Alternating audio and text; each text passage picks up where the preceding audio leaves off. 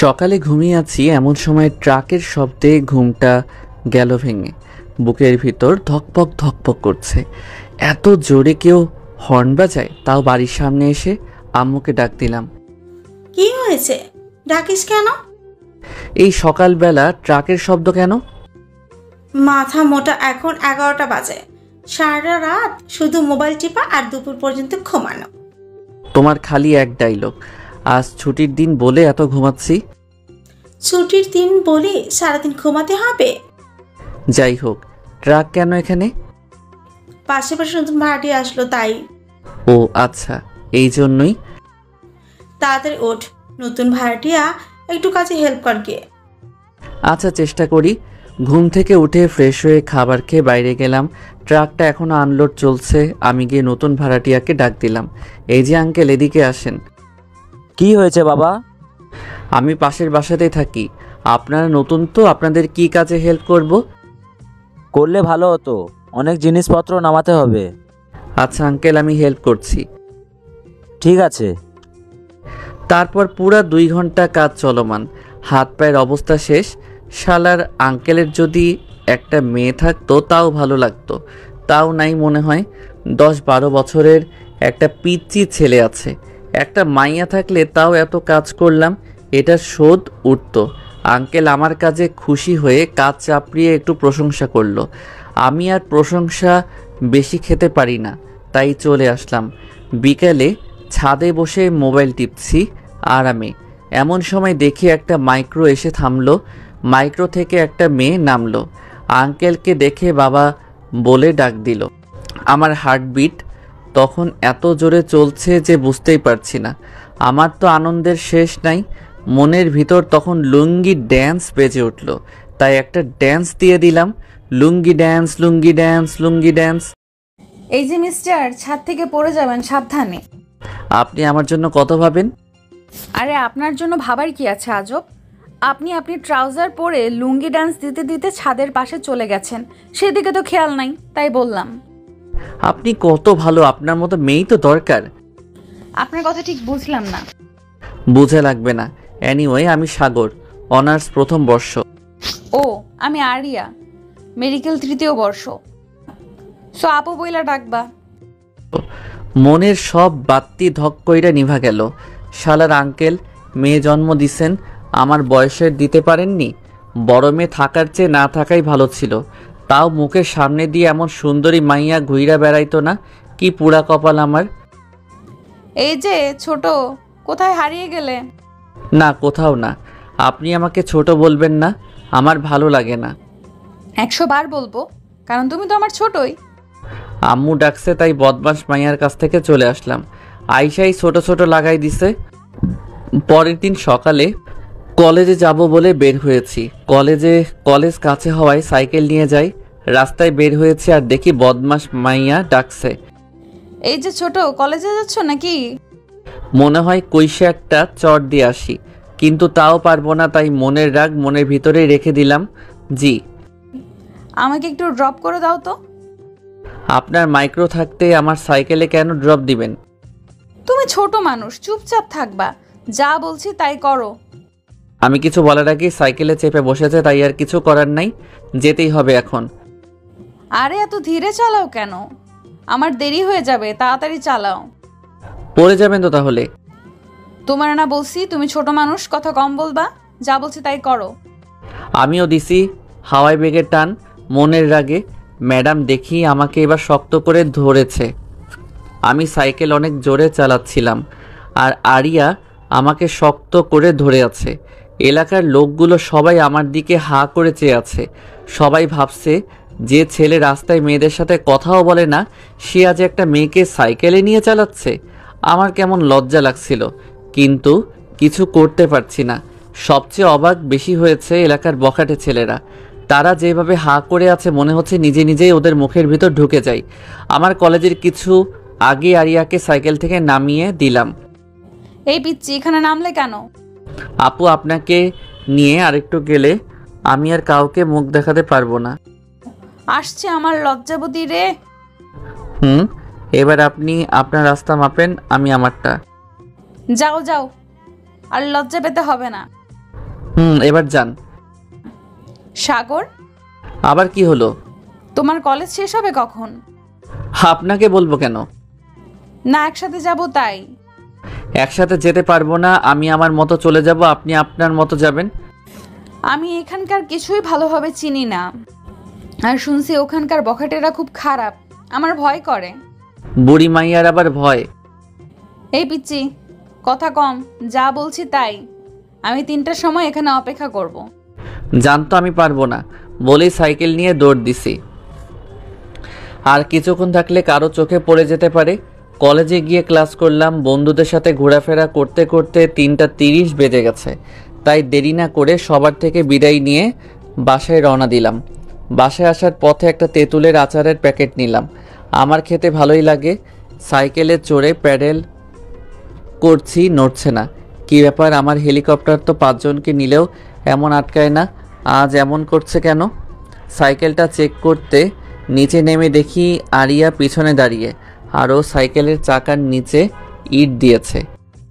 কি ব্যাপার সাগর সাহেব, চোরের মতো পালাচ্ছেন কেন? আমি চোর হতে যাব কেন? জানেন আমার কত সাহস? তাই নাকি? তা শুনি কত সাহস। আমি রাত 10টা পর্যন্ত এখান থেকে একা একা বাসায় যেতে পারবো। ওরে বাবা রে, আপনি অনেক সাহসী দেখছি। সব মেয়েরাই এই কথা বলে। পিচ্চি পোলার ঢং দেখো, একা একা বাসায় পালাচ্ছে আর বলে খুব সাহস। আমি মেয়েদের সাথে রাস্তায় চলি না তাই। আসছে সাধু বাবা, এখন চলো পিচ্চি। বলেই সাইকেলে চেপে বসলো। সাইকেল চালাচ্ছি এমন সময় আরিয়া বলে, তোমার হাতে কি? তেঁতুলের আচার। আমার খুব পছন্দ তেঁতুলের আচার। বলেই আমার হাত থেকে প্যাকেটটা নিয়ে নিল। আপনি এটা নিলেন কেন? আমার যেটা পছন্দ হয় আমি সেটা নিয়ে নেই। কথা কম, সাইকেল ভালো করে চালাও। বাসায় আসলাম আর ভাবছি এত বড়লোক মাইয়া তার মাইক্রো রেখে আমার সাইকেলের পিছনে পড়লো কেন? কিছুই মাথায় ঢুকছে না। অযথা চিন্তা করে লাভ নাই, কার মাথায় কি আছে কে জানে। রাতে আমার আকাশ দেখতে খুব ভালো লাগে, তাই রাতের খাবার খেয়ে ছাদে গেলাম। আকাশের তারা দেখছি। হঠাৎ দেখি আরিয়াদের বাসার ছাদে আগুন জ্বলছে। আমি তো ভয় পেয়ে গেছি, আবার আগুন নিভে গেল। আমি বাঁচলাম। আজ আর ছাদে থাকা ঠিক হবে না বলে ছাদ থেকে নামতে যাব, এমন সময় দেখি ছাদের দরজার কাছে সাদা কাপড় পরে কে যেন দাঁড়িয়ে আছে। আমি বললাম, কে ওখানে? কোনো উত্তর দিল না। কেমন বিশ্রী হাসি হাসছে আর আমার দিকে এগিয়ে আসছে। হঠাৎ আরিয়াদের ছাদে আবার আগুন জ্বলে উঠল। আগুনের আলোতে দেখি সাদা কাপড় পরে আমার দিকে এগিয়ে আসছে, আর তার হাত আর তার পা যেখানে দিচ্ছে সেখানে রক্তের ছাপ পড়ছে। ভয়ে আমার জান বুক থেকে হাতে চলে এসেছে। আমি ভয়ে থরথর করে কাঁপছি। কাছে চলে এসেছে ভূতটা। ভয়ে আমি কথা বলতে পারছি না। বিশ্রী হাসি হাসছে আর তার মুখ দিয়ে রক্ত বের হচ্ছে। আমি শুধু একবার মা বলে চিৎকার দিছি, আর কিছু মনে নাই। যখন চোখ মেললাম দেখি আরিয়া পাশে বসে আছে। আরিয়ার চোখ কেমন ফোলা ফোলা, এমনিতেই চিকনি চামেলি, মনে হচ্ছে আরও চিকন হয়ে গেছে। আমার চোখ খোলাতে আরিয়া সবাইকে ডাকলো আর আরিয়া চলে গেল। কি ব্যাপার, চলে গেল কেন? আমি কি মরে গেছি নাকি?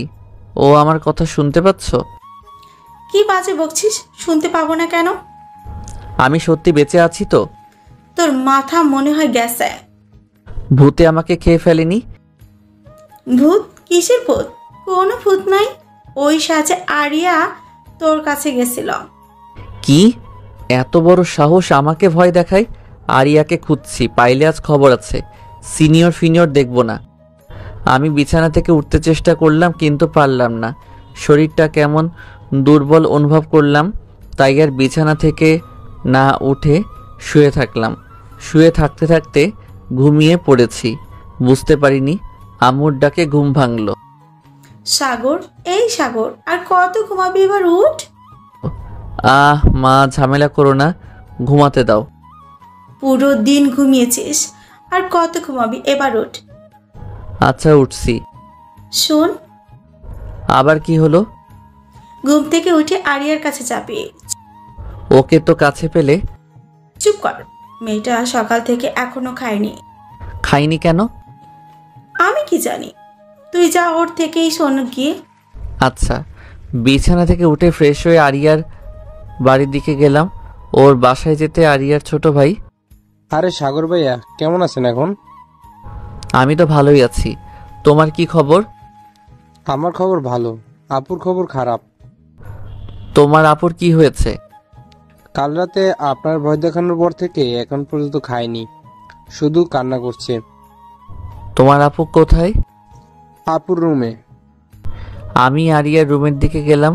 রুমে ঢুকে দেখি পুরা ঘর এলোমেলো, আর আরিয়া জানালার ধারে বসে আছে। আমি আরিয়ার কাঁধে হাত রাখতে চমকে উঠে পিছনে তাকাই। আরিয়া, সিনিয়র আপু আপনি বলে কাল থেকে খাননি, কোনো কথা নাই, কান্না শুরু। আবার কি হলো? এখন আবার কান্না করছেন কেন? আমার জন্যই তোমার আজ এমন হলো। আমি বুঝতে পারিনি তুমি এত ভীতু। ওই আমাকে ভীত বলবেন না, আমি মেলা সাহসী। ওরে আমার সাহসী রে, যে ভয়ে জ্ঞান হারায়। বলেই হাসতে লেগেছে আরিয়া। আমি তার হাসিটা এক ধ্যানে দেখছি। ওর হাসিটা অনেক সুন্দর, আর কান্না মিশ্রিত হাসিটা আরও বেশি সুন্দর। যে কোনো ছেলের হৃদস্পন্দন থমকে যাবে, ভাবনার দেশে তার পৃথিবী জয় করা হয়ে যাবে কয়েক সেকেন্ডে। ওই হ্যালো, এক ধ্যানে তাকিয়ে কি ভাবছো? হকচকিয়ে কিছু না, আপনার হাসিটা অনেক সুন্দর। কেন আমি সুন্দর না? না, আপনি পেতনির মতো দেখতে বলেই দৌড় দিলাম। আরিয়া আমার পিছে পিছে দৌড়াতে লাগলো আমাকে ধরতেই, কিন্তু আমাকে ধরা এত সহজ নয়। আমি দৌড়ে বাড়ি চলে এসেছি। রুমে ঢুকে হাঁপ নিচ্ছি, এমন সময় আম্মুর ডাক। সাগরের দিকে আয়। আম্মু? আম্মুর আবার কি হলো?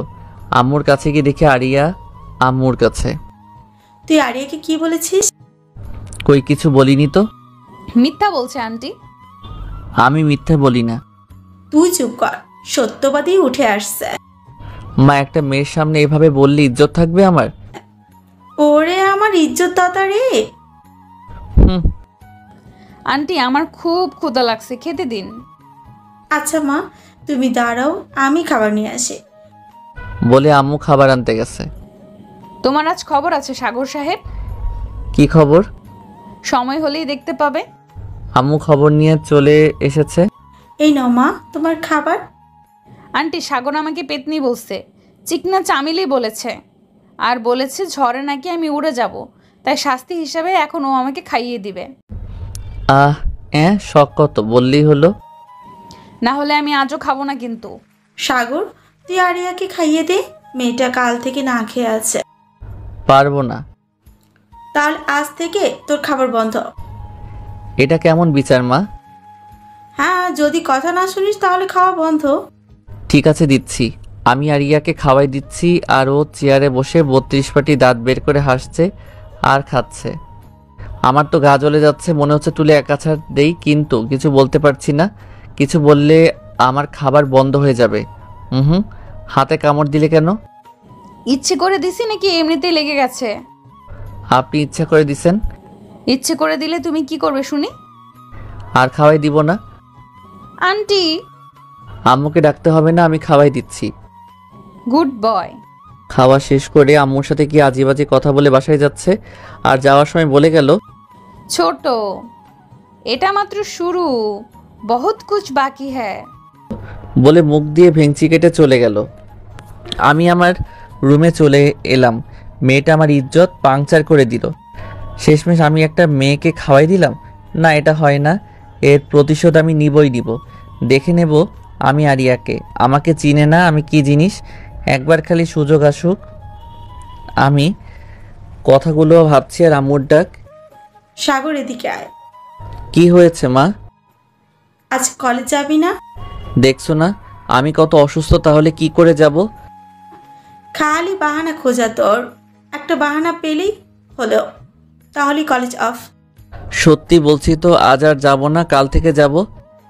আচ্ছা ঠিক আছে, এক কাজ কর। কি কাজ? আরিয়া গাড়িতে সমস্যা হয়েছে, ওকে কলেজে নামিয়ে দিয়ে। আমি কি জন্য ওকে নিয়ে যাব? এলাকাতে অনেক বখাটে আছে জানিস তো, মেয়েটা একা যেতে ভয় করছে। তো আমি কি করব? তুই নিয়ে যাবি? আমি পারবো না বলেই ঘরের দিকে যাচ্ছিলাম, তখন দেখি আরিয়া দরজার কাছে দাঁড়িয়েছিল, সেখান থেকে চলে গেল। আজকে আমি ঠিক প্রতিশোধ নিয়ে নিয়েছি। আমার সাথে মাস্তানি? আজকে যাও বাবা, দেখো রাস্তা কি জিনিস। রুমে এসে ঘুমিয়ে পড়ি। বিকেলের দিকে পাড়ায় খেলতে বের হয়েছি। অনেক দিন পরে আবার খেলাধুলা করব। বন্ধুদের সাথে অনেকক্ষণ আড্ডা দিলাম। আম্মুর ফোন পেয়ে বাসায় গেলাম, কি একটা জরুরি দরকার আছে বলল। বাসায় এসে দেখি আমার বাড়িতে নতুন আঙ্কেল আন্টি, তার ছোট ছেলে মানে আরিয়ার বাবা মা আর ভাই।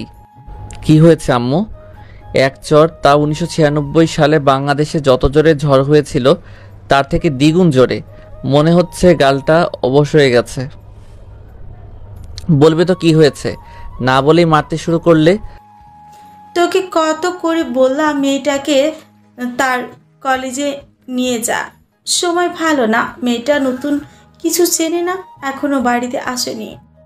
বন্ধুদের সাথে হয়তো আড্ডা দিচ্ছে, একটু পরে হয়তো চলে আসবে। ওর আজকে দুপুরেই চলে আসার কথা ছিল, কিন্তু এখনো আসেনি।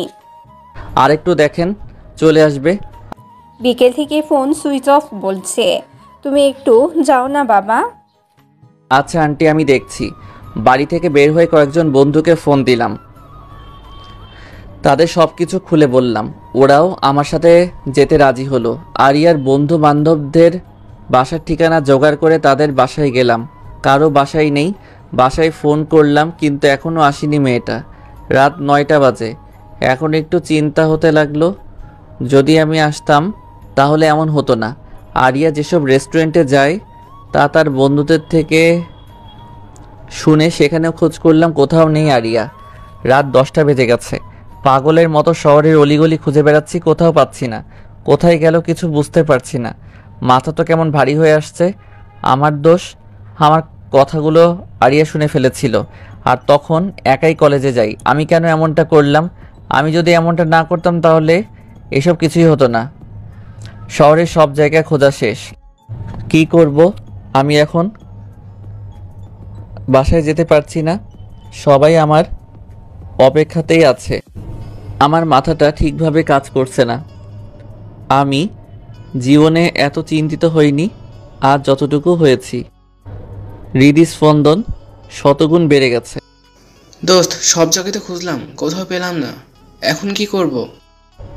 আমি নিজেও জানি না। চল পুলিশের কাছে কমপ্লেন করে বাসায় যাই। আজকে আমি বাসায় যেতে পারবো না। আমার জন্য সব হয়েছে, আমি দায়ী বলে মাটিতে বসে পড়লাম।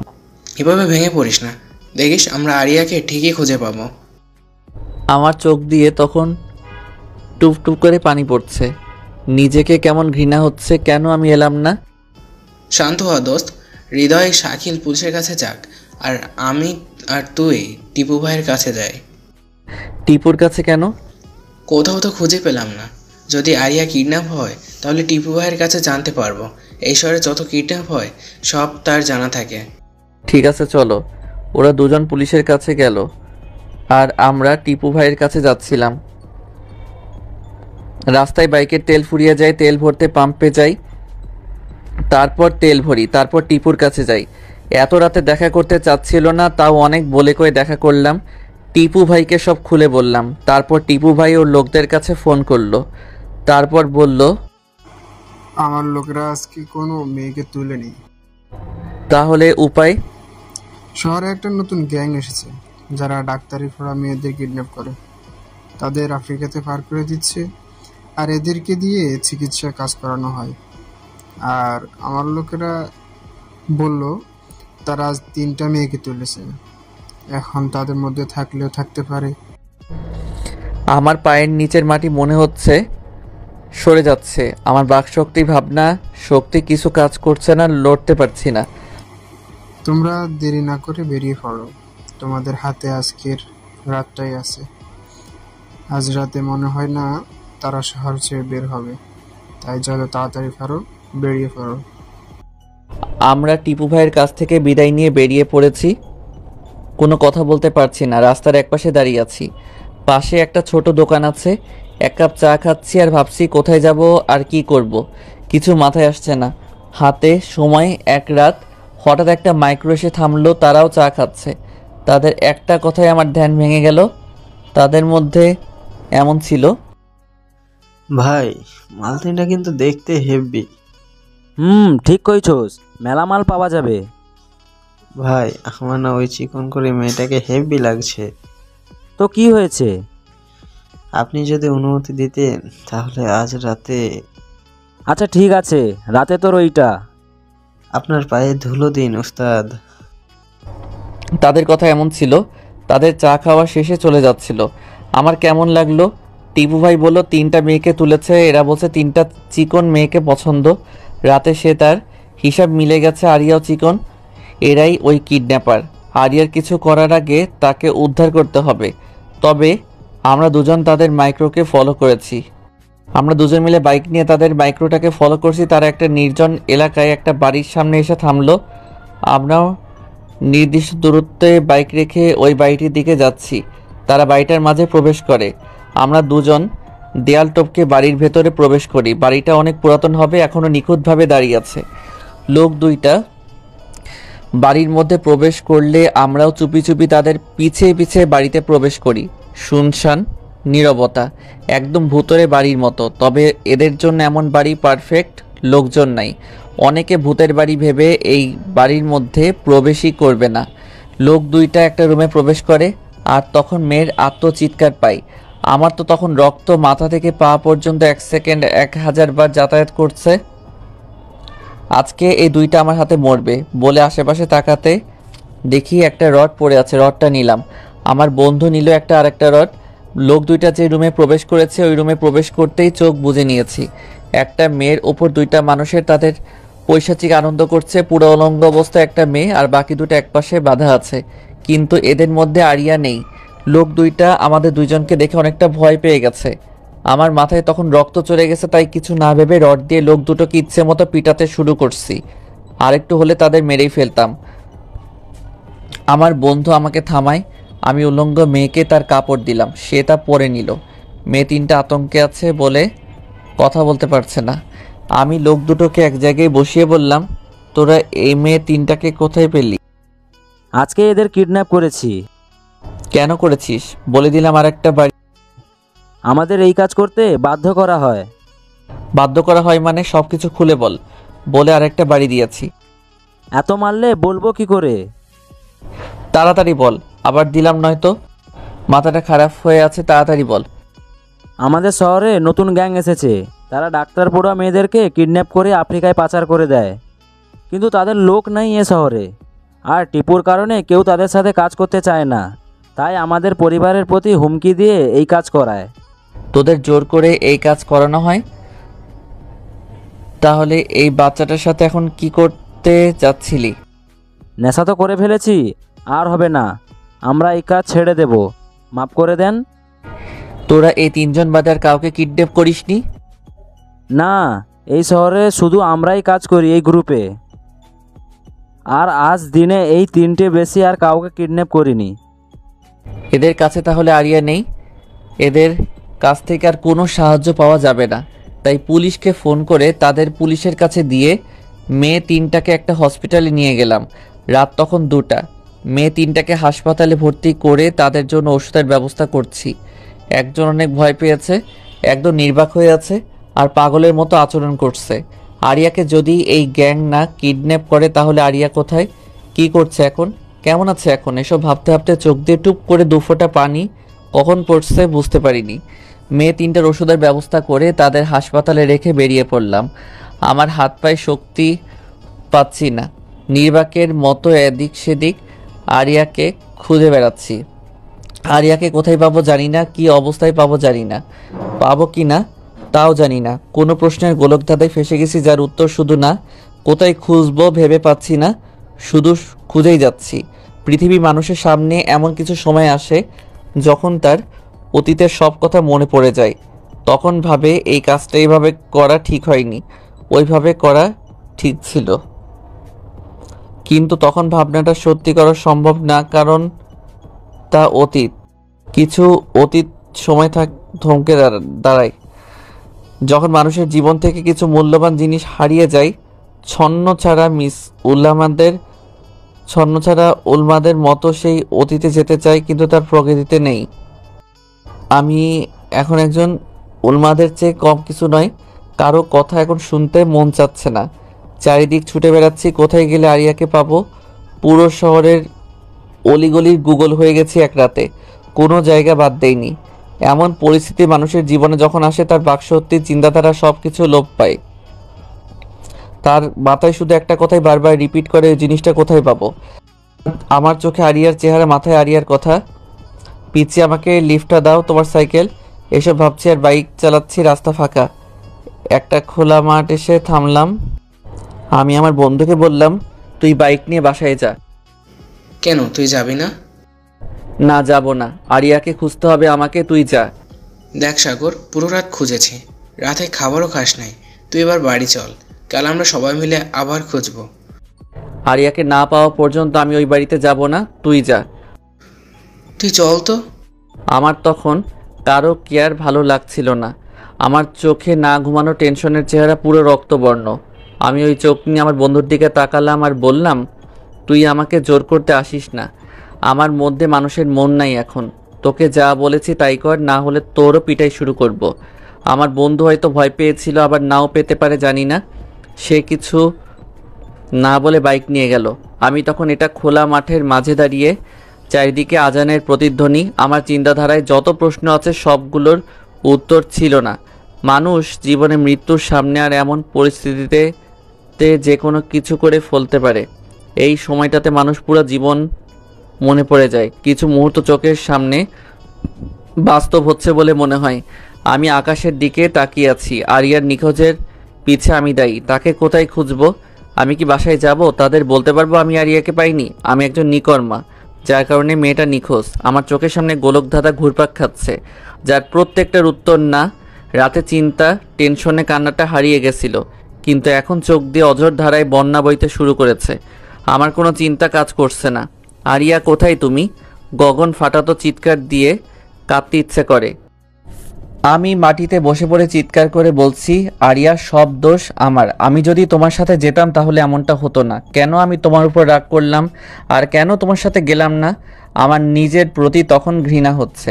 হঠাৎ চোখটা বন্ধ হয়ে যায়। সারা রাত ঘুম নাই, কখন চোখটা বন্ধ হয়ে গেছে বুঝতেই পারিনি। মাটিতে পড়ে গেলাম, এতটুকুই মনে আছে। কারোর ডাকে আমি চোখ মেলে তাকালাম। এই যে, আপনি এই মাঠের মধ্যে শুয়ে আছেন কেন? আমি তার কথাতে উঠে বসলাম। আমাকে যে ডাকছে তার বয়স 10-12 বছর হবে মনে হয়। তোমার নাম কি বাবু? অনিক। আপনি এখানে এভাবে শুয়ে আছেন কেন? এমনিতেই। কারো সাথে ঝগড়া করে বাড়ি থেকে চলে এসেছেন? না তো, কেন? না, এমনিতেই। তুমি অনেক বড় হয়ে গেছো। হ্যাঁ, আমার মাও বলে। আচ্ছা, তাই? হ্যাঁ।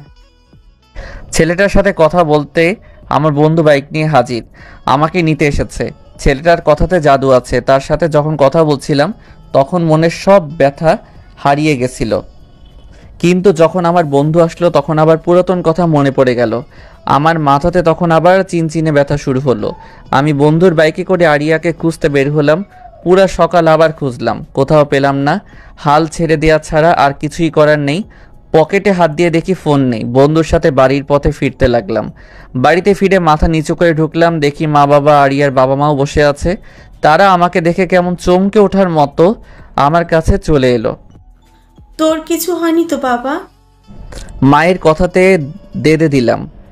আমার কিছু হয়নি, কিন্তু আরিয়াকে পাইনি। আমি আরিয়ার মায়ের কাছে গেলাম।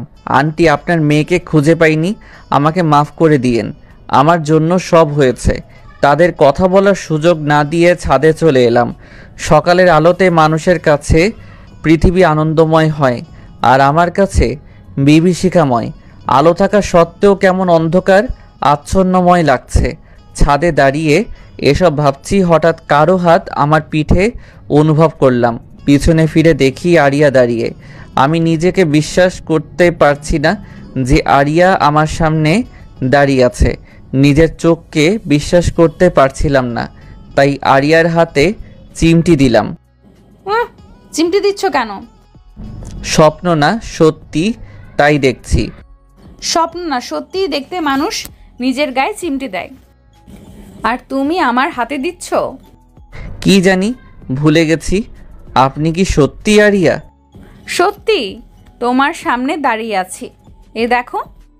বলি এক চরের ব্যথা অনুভব করলাম। তার মানে এটা সত্যি আরিয়া? আমি 2টা চর দিছি, মেয়েটা কান্না করতে শুরু করছে। আমাকে এত জোরে মারলে? তো সোহাগ করব? কাল দিন রাত কোথায় ছিলেন? আমার কতটা কষ্ট হয়েছে জানেন? আমারও মেলা কষ্ট লেগেছিল সকালে তোমার কথা শুনে, তাই ভাবলাম তুমি প্রতিশোধ নেওয়ার আগে আমিই নেই। কোথায় ছিলেন পুরা দিন রাত? তোমার রুমে। আমার রুমে? তোমার রুমে ছিলাম, কেউ জানে না, চুপি চুপি করেছি বিকেলে কলেজ থেকে এসে। আরেকটা চর দিলাম। আবার মারলে কেন? আমাকে সারা রাত দিন শহর ঘোরানোর জন্য। তোমার সাথে কোনো কথা নাই, আমাকে শুধু মারছো। আরেকটা চট দিয়ে আরিয়াকে বুকের মাঝে জড়িয়ে ধরলাম। জানি না তখন মনের মধ্যে কেমন হচ্ছিল, মনে হচ্ছিল অনেক বড় কষ্টের মধ্যে থেকে বের হয়ে এলাম। আরিয়াকে সবসময় এভাবে জড়িয়ে ধরে থাকি। এই ছোট, আমার দম বন্ধ হয়ে আসছে, ছাড়ো। ছাড়বো না। আবার যদি হারিয়ে যান? হারাবো না, ছাড়ো। মনে থাকে যেন। ঠিক আছে, ছাড়ো। আরিয়াকে ছেড়ে দিতেই আরিয়া সাইডে চলে যায়, তারপর হাত ছাড়ে। তুমি তো আমাকে আরেকটু হলে মেরেই ফেলতে। মেরে ফেলার জন্য তো ধরিনি। আমার দম বন্ধ হয়ে আসছিল। সারা দিন রাতের কষ্টের সমাপ্তি স্বরূপ। অনেক কষ্ট হয়েছে না তোমার? আপনার জন্য এতটুকু করাই যায়। আমি বুঝতে পারিনি যে তুমি সারা রাত বাইরে থাকবে। তোমার ফোনে অনেকবার ফোন দিয়েছি কিন্তু অফ বলছে। ফোনটা হারিয়ে গেছে। জানো, আমিও সারা রাত ঘুমাইনি, খাইনি। আপনার এমনটা করা উচিত হয়নি। কেন? আমি অনেক কষ্ট পেয়েছি। আমার ছোট ভাইটা দেখি অনেক কষ্ট পেয়েছে। ভাইয়া কথাটা শুনে মনে হচ্ছে সব আবেগ আমার বুকের ভেতর থেকে বেরিয়ে ছাদ থেকে লাফ দিছে। ভালো লাগার বাতি নিভে অন্ধকার। মনে হচ্ছে তুলে এক আছাড় দেই। আমি ওর কোন জন্মের ভাই লাগি? ছোট ভাইয়া কি বিড়বিড় করছো? ভাবতেছি আপনাকে ছাদ থেকে ফেলে দেই। কেন কেন? আমি আপনার কোন জন্মের ভাই লাগি? তুমি তো আমার আদরের ছোট ভাইয়া। আপনার ভাইয়ের গুষ্টি কিলাই বলে ছাদ থেকে চলে এলাম। আরিয়া আমাকে পিছ থেকে ডেকেই যাচ্ছে। আমি আমার রুমে চলে এসেছি। এসে ভাবছি মনটা কতটা হালকা হয়ে গেছে। মনে হচ্ছে কোনো পাথরের সমান চিন্তা মন থেকে নেমে গেল। জীবনে যতটা না কষ্ট পেয়েছি তার থেকে বেশি পেয়েছি এই একদিনে। মনে হচ্ছিল কোনো বিভীষিকাময় স্বপ্ন দেখছিলাম। আরিয়াকে দেখার পর সেই স্বপ্ন থেকে বাস্তব জীবনে চলে এসেছি। মানুষের জীবনে কিছু কষ্ট থাকে যা তার মনে পাথরের মতো সবসময় আঘাত করতেই থাকে। সে যন্ত্রণা কখনো যায় না, হয়তো মুখের হাসির আড়ালে থাকে। মনটা হালকা হয়ে গেছে, ঘুমে চোখটাও বুঝে আসছে, তাই ঘুমিয়ে পড়লাম। হঠাৎ মনে হচ্ছে কানের মধ্যে কিছু প্রবেশ করছে। হাত দিচ্ছি, তখন বন্ধ হয়ে যাচ্ছে। আবার এমনটা হচ্ছে, চোখ খুলে দেখি আরিয়ার সামনে ঝুঁকে থেকে এই কাজ করছে। আমি ভাবছি আমার সাথে যখন এমন করছে তখন আমিও করি বলেই তাকে জড়াই ধরেছি। আরিয়া হোক চকিয়ে উঠেছে, বুঝতে পারিনি আমি এমনটা করব। অনেক ছাড়ানোর চেষ্টা করছে, যখন দেখছে পারছে না তখন আমার হাতে দিল একটা কামড়। ও মা গো, এত জোরে কেউ কামড় দেয়? হাতটা ছেড়ে দিতেই আরিয়া পর্যাপ্ত দূরত্বে চলে গেছে। তুমি যেভাবে ধরেছো ছাড়া পেতে তো দিতেই হবে। তাই বলে এত জোরে? তোমার আপু দিছেন না তাই রাগ করে না ভাই? ওরে আমার বোন আসছে রে। ওই ছোট, সাবধান, জোরে কথা বলবা না। বললে কি করবেন? এমন কিছু করব যে এলাকায় মুখ দেখাতে পারবে না। আপনাকে করে ভয় পাই নাকি? পাও না, বাট পাবে খুব তাড়াতাড়ি। তাই না? তাই বলে মুখ ভেঙচি কেটে দৌড়ে পালিয়ে গেল। আমি ভাবছি মেয়েটা কি করতে চায় যে তাকে আমি ভয় পাবো? ভেবে পাচ্ছি না, তাই অত ভেবে কাজ নাই। কাল কলেজে যেতে হবে, তাই বেশি চিন্তা ভাবনা করতে হবে না। আম্মু রাতের খাবার খেতে ডাকছে। আমি খেতে গিয়ে দেখি বাবা মার সাথে খাবার টেবিলে আরিয়া বসে আছে। এই চিকনি চামিলি কি শান্তিমতো খেতেও দিবে না? যেখানেই যাই সেখানেইও যাই হোক, সব কিছু ভুলে খেতে বসলাম। একদিনে শরীর কি হাল বানিয়েছোস? কই, ঠিকই তো আছি। আমার চোখ আছে। তুমি আমাকে ইনসাল্ট করছো একটা মাইয়ার সামনে? ওই ছোট, আমাকে মাইয়া বলবে না, বলবে বড় আপু। আমার খেয়ে দে কাজ নাই, আপনি আমার কোন জন্মের আপু লাগেন? বর্তমান জন্মের। তাই? হ্যাঁ। তাহলে আপনার বাবাকে বলেন আমাকে যেন টাকার ভাগ দেয়। দিবে তো, টেনশন করো না ছোট। টাকার ভাগও দিবে? 100 বার দিবে। আচ্ছা, আমাকে টাকার ভাগ কেন দিবে? আর যাতে ভাই না বলে সেজন্য বললাম। বাট মাইয়া এদিকেও আমার থেকে এক ধাপ এগিয়ে। ডাক্তারি পড়াতে কি এইসব শিখাই নাকি? তোমরা থামো। আর হ্যাঁ, কাল থেকে প্রতিদিন তুমি আরিয়াকে তার কলেজে পৌঁছে দিবে। ভাত মুখে দিছি তখনই বাবা এই কথাটা বলছে, আর ভাতটা গলাতে বেঁধে গেছে। ঠিক মতো খাবারও তো খেতে পারো না। এই নাও পানি খাও। ওনার এত বড় গাড়ি থাকতে আমি কেন নিয়ে যাব? সেফটির জন্য। দিনকাল এত ভালো না। আমি পারবো না। তুমি পারবে না, তোমার বাবা পারবে। বাবা পারবে যখন তখন তুমি প্রতিদিন নিয়ে যাও। আমার সাথে ফাজলাম করো। তুমি তো বললে আমি না পারলে বাবা পারে, আর তুমি তো আমার বাবা। পড়াশোনা করছি এই জন্য। কি শিখাচ্ছে তোমাদের শিক্ষকরা? কি আবার পড়াশোনা? হায় আল্লাহ, আমি কি ছেলে জন্ম দিয়েছি? প্রতি কোথায় ফাজলামো করে। তুমি এলাকার সবচেয়ে ভালো ছেলে জন্ম দিয়েছো বাবা। ভালো ছেলে যখন তখন যা বলছি তাই করবে, তাহলে কাল থেকে তোমার ভাত চাল হয়ে যাবে। আমার সাথে অন্যায় হচ্ছে। চুপ কর, তোর কথা অনেকক্ষণ ধরে শুনছি। মুখে মুখে কথা বলা শিখে গেছিস, চুপচাপ খেয়ে উঠে যা। ঠিক আছে। আরিয়া খাচ্ছে আর হাসছে। সব চাল আরিয়ার। ও বাবাকে কি সব বুঝ দিয়েছে আল্লাহ ভালো জানে। খাবার খেয়ে রুমে চলে এলাম। এসে লম্বা একটা ঘুম দিয়েছি। স্বপ্নে দেখছি আমি আরিয়াকে নিয়ে যাইনি, তাই বাবা আমাকে লাঠি নিয়ে পুরো শহর দৌড়ানি দিচ্ছে। স্বপ্নটা ভাঙতেই যেন হাঁপ ছেড়ে বাঁচলাম। যদি কাল আরিয়াকে না নিয়ে যাই তাহলে বাবা আমাকে সত্যি সত্যি পুরো শহর দৌড়ানি করাবে না তো? আবার কাল একটা মেয়ের সাথে দেখা করার কথা আছে, বান্ধবী হয়। আর ও যদি দেখে তাহলে পুরা কলেজে আমার ইজ্জত পাংচার হয়ে যাবে। সকাল সকাল ঘুম থেকে উঠে খাবার খেয়ে কলেজের জন্য রেডি হয়ে গেটের সামনে দাঁড়িয়ে ভাবছি আরিয়াকে নিয়ে গেলে যদি কেউ দেখে তাহলে পুরা কলেজের ইজ্জত থাকবে না। আর না নিয়ে গেলে বাবা পুরো শহর ম্যারাথন দৌড়ানি দেয়াবে। যাই হোক, দৌড়ানোর অভ্যাস আছে, কিন্তু এত বছরের ইজ্জত গেলে আর ফিরে পাবো না। আজকে এটুকু সুন্দর গেট আপ নিয়ে বের হয়েছি, কেউ যাতে দেখতে না পায়, তাই চুপি চুপি গেট থেকে বের হয়ে যাচ্ছি। বুকটা ধুকপুক করছে। যদি কেউ দেখে তাহলে আরিয়াকে নিয়ে যেতে হবে। আরিয়ার বাড়ির সামনে নিয়ে যেতে হয়, তাই চিন্তাটা বেশি। আরিয়া দেখতে পেলে তো চিল্লাচিল্লি শুরু করে দিবে।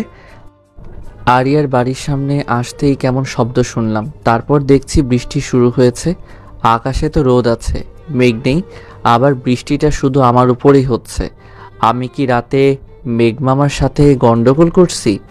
এসব ভাবতে ভাবতে উপরে তাকিয়ে দেখি মেঘটা আর কেউ না, আরিয়া। আমার দিকে দুইটা ফুটবলের সমান চোখ বের করে রাক্ষসীর মতো দাঁত কটমট করে তাকিয়ে আছে। আমার গলা শুকিয়ে গেছে। ঢোক চিপলাম, মনে হচ্ছে গলার মধ্যে খরার মৌসুম চলছে। আরিয়া তাকানো দেখে মনে হচ্ছে আজকে আমি শেষ। তার দিকে তাকাতে পারছি না, ভয়ের আগে কটমট করছে আরিয়া। চুরি করে সবার চোখ ফাঁকি দিয়ে একা একা চলে যাচ্ছ? চুরি করে যাব কেন? তা নয় তো কি, আমাকে নিয়ে যাওয়ার ভয়ে এত সকাল সকাল সবার চোখ ফাঁকি দিয়ে যাচ্ছ। ফাঁকি কোথায় দিলাম? এই তো আপনার সামনে দাঁড়িয়ে আছি। আমি যদি তোমার উপর পানি না দিতাম তাহলে কি হতো? আমি চলে যেতাম। তাহলে সেটা চুরি করা হতো না? হুম, ওটা কলেজে যাওয়া হতো। ফাজিল ছেলে সবসময় ফাজলামো করবে না। তাহলে কি করব? আমার মাথা করবে। আপনার মাথা তো আপনার ঘাড়ের উপর। চুপ, একদম চুপ ফাজিল ছেলে, একদম কোথাও যাবে না। আমি রেডি হব, তারপর তুমি ভিজা কাপড় চেঞ্জ করবে। আমার আজকে কলেজে তাড়াতাড়ি যাওয়া লাগবে, দরকার আছে। তোমার কলেজে যাওয়া লাগবে না। আমি আরিয়ার দিকে অসহায় দৃষ্টিতে তাকালাম, বাট মুখের ধরন পাল্টালো বলে মনে হলো না। আরিয়া রেডি হয়ে এসে আমাকে কাপড় চেঞ্জ করতে যেতে দিছে। তারপর রেডি হয়ে আমার হেলিকপ্টার নিয়ে কলেজের দিকে যেতে লাগলাম। আমার হেলিকপ্টারটা কিন্তু সাইকেল, অন্য কিছু ভাববেন না আব্বার। আরিয়াকে নিয়ে সাইকেল চালিয়ে অনেক সুবিধা, চিকনি চামেলি, বোঝাই যায় না সাইকেল আছে না নাই। আরিয়ার কলেজের সামনে চলে এসেছি। নামেন, আপনার কলেজের সামনে চলে এসেছি। ইজ্জত তো পাংচার হয়ে গেছে।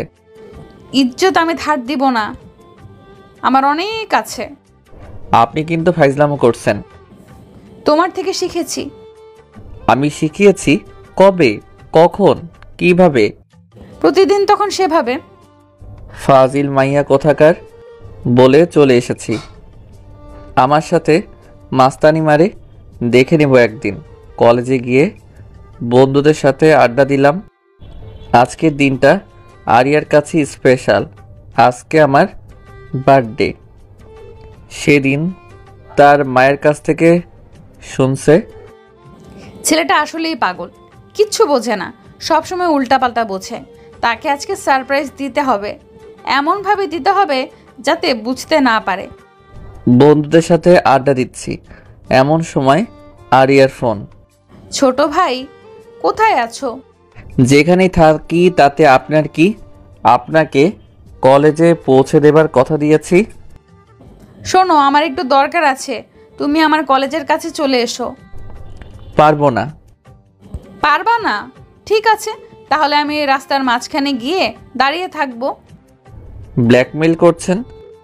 ছোট ভাইকে ব্ল্যাকমেল করা যায়? তাহলে কি করছেন এটা? একটু ভয় দেখাচ্ছি। কোথায় যেতে হবে? আমার কলেজের সামনে দাঁড়িয়ে থাকো। আমি আরিয়ার মেডিকেল কলেজের সামনে দাঁড়িয়ে আছি। এখানে দাঁড়িয়ে থাকার আলাদা একটা ফিলিংস আছে। ডাক্তারি পড়া মেয়েরা দেখতে একটু সুন্দর বেশি হয়, আবার সাদা অ্যাপ্রন পরে, তখন তো হুর পরীর মতো লাগে। না না, আমি ভালো ছেলে, এসব ভাবলে চলবে না। কিন্তু চোখের আজকে কি হলো? খালি সুন্দরী মেয়েদের দিকে চোখ যায়। নির্ঘাত কোনো অসুখ হয়েছে, ডাক্তার দেখাতে হবে। একটু পর দেখি একটা switch, cute, beautiful, awesome, nice, wow, heavy একটা মেয়ে আমার দিকে হাত নাড়িয়ে ডাকছে। তখন বুকের ভিতর ধুকধুক করছে। আর তোকে হেভি লাগছে, গানটা শুনতে পাচ্ছি না। তুমি যদি ডাকো হুট পড়ি, তোমার জন্য আমি কি না করিতে পারি। তুমি চাইলে পাড়ি দেব 7 সমুদ্র 13 নদী। এটা তো একটা রাস্তাখানি, বলেই তার দিকে যাচ্ছি। আর মেয়েটা 2 হাত বাড়িয়ে আমার দিকে এগিয়ে আসছে। ও নো, এত ফিলিংস আমি কোথায় রাখবো? মনে হচ্ছে আশেপাশে কেউ নেই, খালি আমি আর ডাক্তারনিটা। মনের মধ্যে লাড্ডু ফুটতেছে। আমিও 2 হাত বাড়িয়ে তার কাছে যাচ্ছি। তাকে জড়িয়ে ধরতে যতটুকু লাগে তাকে জড়িয়ে ধরব। এমন সময় মেয়েটা পাশ কাটিয়ে আরেকটা ছেলেকে জড়িয়ে ধরল। তখন মনের মধ্যে শুনতে পাচ্ছি, সুন্দরী তুমি কার, তুমি কার? ওদের দিকে তাকিয়ে থাকতে কখন দেয়ালের সাথে ধাক্কা লেগেছে বুঝতেই পারিনি। আরিয়া দেখি পাশেই দাঁড়িয়ে হাসতে হাসতে মাটিতে বসে পড়েছে। এত হাসির কি আছে? একটু অ্যাক্সিডেন্ট হতেই পারে। অ্যাক্সিডেন্ট কেমনে হয়? অজান্তে কিছু হলে তাকে অ্যাক্সিডেন্ট বলে। বাট এটা তো ইচ্ছে করে হয়েছে। অজান্তে হয়েছে। আর শাক দিয়ে মাছ রাখতে হবে না, আমি সব দেখেছি। কি দেখছেন? দেখেছি একটা লুচ্চা ছেলে 2 হাত বাড়িয়ে একটা মেয়ের দিকে যাচ্ছিল। মেয়েটা তাকে না ধরে অন্য কাউকে ধরেছে। ইজ্জত পাংচার হয়ে গেছে একেবারে, এটাও দেখে নিয়েছে। এখন কি করি? কি হলো, কথা বলছো না কেন? এমনি। তোমার এসব পরে দেখছি, আগে আমার সাথে চলো, দরকার আছে। কি দরকার? শুনে কি হবে? না বললে যাব না। আন্টিকে ফোন দিয়ে বলবো তুমি কি করছো। ব্ল্যাকমেইল? না না, সোজা মেইল। ঠিক আছে চলেন। তারপর আমরা একটা শপিং মলে পৌঁছালাম। আরিয়া হয়তো কিছু কিনবে তাই আসছে, আমি সেজন্য লেডিস কালেকশনের দিকে যাচ্ছি। সাগর, ওইদিকে কোথায় যাচ্ছ? কেন লেডিস কালেকশন? সেটা আমিও জানি, ওইদিকে মেয়েদের জিনিস। সেজন্য তো যাচ্ছি। তোমাকে যেতে বলেছি? না। তাহলে যাচ্ছ কেন? আপনি জিনিস নেবেন তাই। আমি বলছি নিব না। তাহলে? তাহলে কার জন্য নেবেন? চুপ থাকো আর পিছে পিছে আসো। আমি তখন আরিয়ার পিছে পিছে যাচ্ছি। পরিচিত কেউ আমাকে দেখলে চোখ বড় বড় করে তাকিয়ে থাকছে, মনে হচ্ছে জীবনে আমাকে কখনো দেখেনি। এটা কেমন হবে?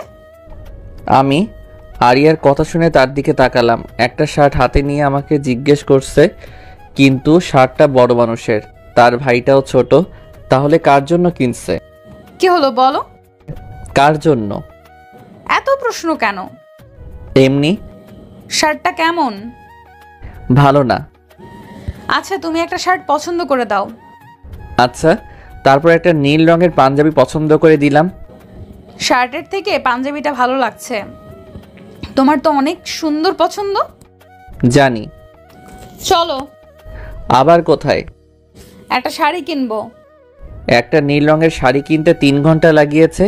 মেয়ে মানুষের সাথে কেউ শপিংয়ে আসে? মেয়ে মানুষের সাথে শপিংয়ে আসা মানে নিজের পায়ে কুড়াল মারা। আচ্ছা, পাঞ্জাবিটা কার জন্য? তোমার এত আগ্রহ কেন এটা জানার প্রতি? আগ্রহ হলে আমি কি করব? আগ্রহ করা বন্ধ করে দাও। আগ্রহ নিজে থেকেই হয়। বেশি জ্ঞান থাকা ভালো না। আপনার থেকে কম আছে। ফাজিল ছেলে, চুপ থাকতে পারো না? আমার বিএফের জন্য। এবার চুপচাপ চলো বাড়ির দিকে। আচ্ছা চুপ থাকবো। বলেন পাঞ্জাবিটা কার জন্য? বুকের বাম পাশটা তখন কেমন জানি চিনচিনে ব্যথা করছিল, মনে হচ্ছিল ভারী কিছু মনের উপর জমা হচ্ছে। আরিয়ার বিএফ আছে? আরিয়ার পিছু পিছু মার্কেট থেকে বের হলাম, তখন মনের মধ্যে ভারী কিছু বেঁধে আছে, মনে হচ্ছে বুকটা শরীরের চেয়ে ওজন বেশি হয়ে গেছে।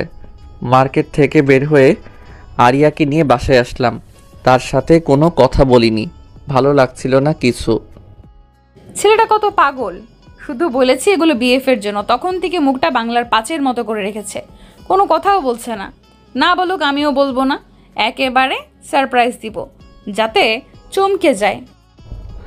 বাড়িতে এসে আরিয়াকে তার বাসায় নামিয়ে আমার বাসায় এসে রুমে ঢুকে শরীরটাকে এলিয়ে দিলাম। মনের পাশাপাশি শরীরের এনার্জিও কাজ করছে না, কিছু ভালো লাগছে না। তখন শরীরটাকে রিফ্রেশ করতে বাথরুমে গোসল করতে গেলাম। বাথরুমে শাওয়ার ছেড়ে দিয়ে তার নিচে বসে পড়লাম। মাথার উপর পানি পড়ছে, আমি নিচে বসে আছি। তখন চিৎকার করতে মন চাচ্ছে। কখন যে মেয়েটাকে ভালোবেসে ফেলেছি বুঝতেই পারিনি। তার বিয়ে পাচ্ছে, আগে বললে কি হতো। যাই হোক, সবারই একটা আলাদা জীবন আছে, তার নিজের ইচ্ছা ভালো লাগাতে চলার অধিকার আছে। এসব ভাবা বাদ দিয়ে তাকে মন থেকে ডিলিট করে দিব। সাগর বাসাতে নামিয়ে দিয়ে চলে গেল, কোনো কথা বলল না। ছেলেটার মাথায় গোবর ছাড়া কিছুই নেই। যাই হোক, রাতে তাকে এমন সারপ্রাইজ দিব যে সে নিজেকেই ভুলে যাবে। আরিয়ার মনে তখন আলাদা রকম ফিলিংস কাজ করছে, কিভাবে আমাকে সারপ্রাইজ দিবে এটা ভাবতে ভাবতে গোসল শেষ করে খাবার খেয়ে বন্ধুদের সাথে আড্ডা দিতে চলে গেলাম। সেখানেও মন বসাতে পারছি না। সাগর, কি হয়েছে? বন্ধুর কথাতে চমকে উঠছি, অন্যদিকে মন ছিল তাই। কই কিছু হয়নি তো। কিছু তো হয়েছে, মন খারাপ করে আছিস যে? না রে, কিছু হয়নি। সত্যি করে বল, কি হয়েছে? আরিয়ার বিয়ে পাচ্ছে রে। থাকতে পারে, তাতে তোর কি? কেন থাকবে? কেন থাকবে না? আমি তাকে ভালোবাসি তাই। তুই তাকে বলেছিস? না, বলিনি। তাহলে মন খারাপ করে কি হবে? যদি বলতি, তারপর যদি না করতো তাহলে এক কথা ছিল। তাহলে কি বলবো? এখন বলে কি হবে? তাও এক কথা, ওর তো বিয়ে পাচ্ছে। বিএফ থাকুক আর না থাকুক, তোর বড় বোন লাগে, তোর সিনিয়র। আরিয়ার কাছ থেকে ছোট ভাই শুনে বিরক্ত ধরে গেছে। এরা আবার বড় বোন বানাই দিছে। শালা, তোর একদিন কি আমার একদিন, বড় বোন লাগে আমার বলে একটা লাঠি নিয়ে টারানি দিছি।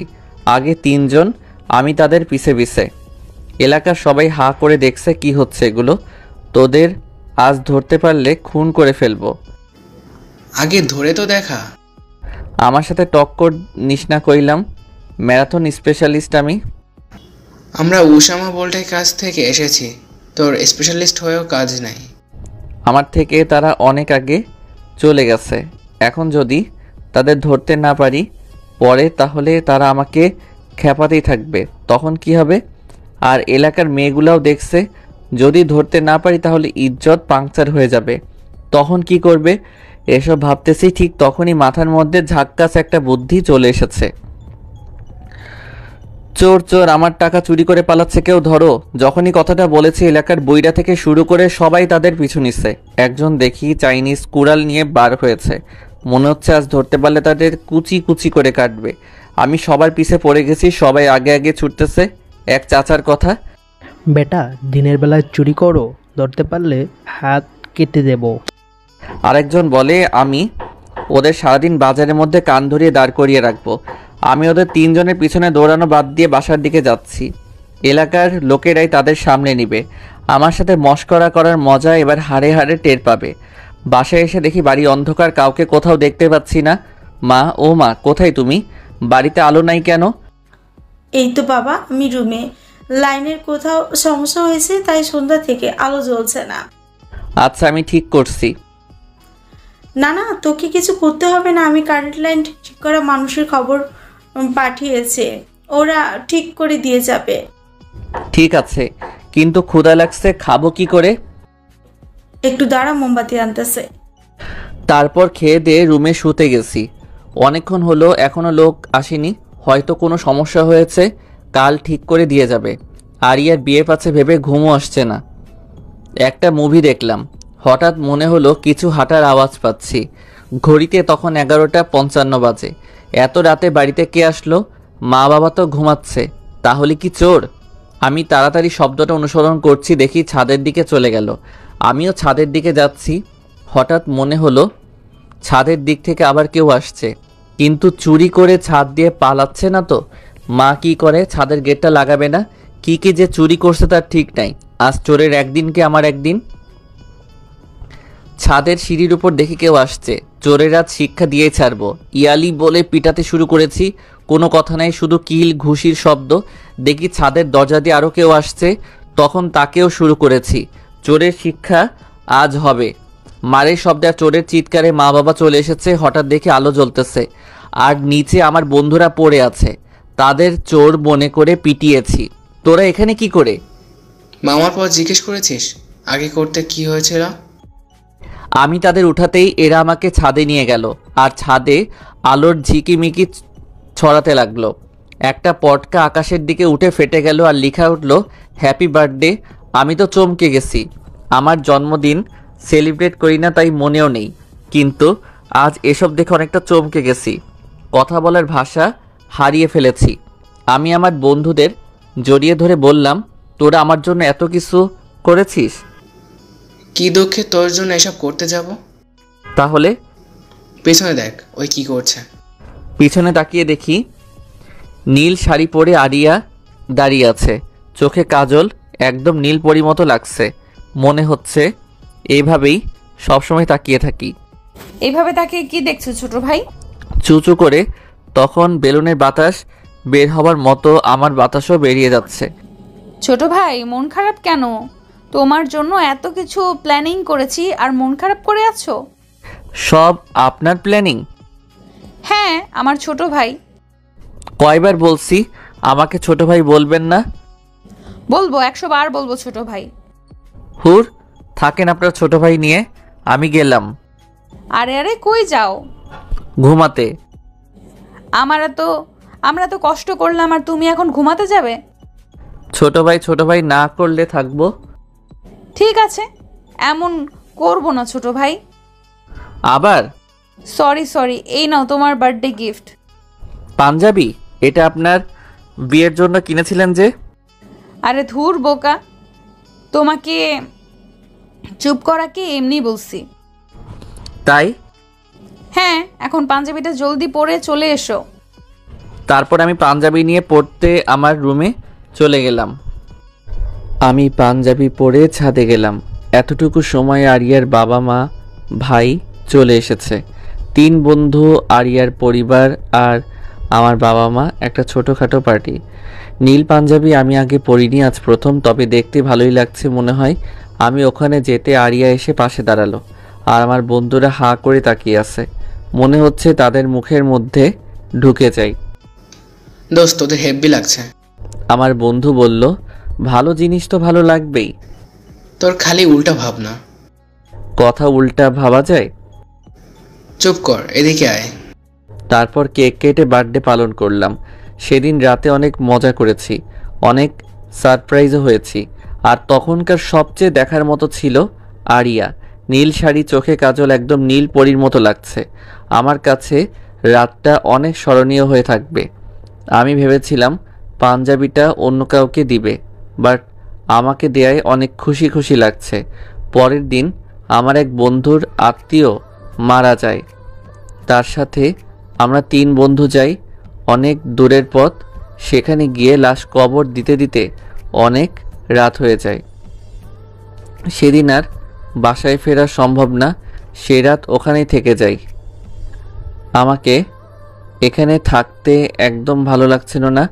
বাড়িতে থাকলে আরিয়ার সাথে ঝগড়া করলেও তাকে দেখতে পেতাম, আর এখন দেখতে পাচ্ছি না। একদম মন বসছে না এখানে। কেমন অস্থির লাগলে, প্রেমে পড়লে হয়তো এমনই ফিলিংস হয়। তার কথা বারবার মনে হবে, অস্থির লাগবে, তাকে দেখতে মন চাইবে, মনে হবে তার সাথে একটু কথা বলতে পারলে হয়তো। আমারও এমন হচ্ছে। কি দোস্ত, এত অস্থির কেন? কোথায় অস্থির? বুঝতেই পারছি কেমন করছিস, কোনো কিছুতেই মন বসাতে পারছিস না।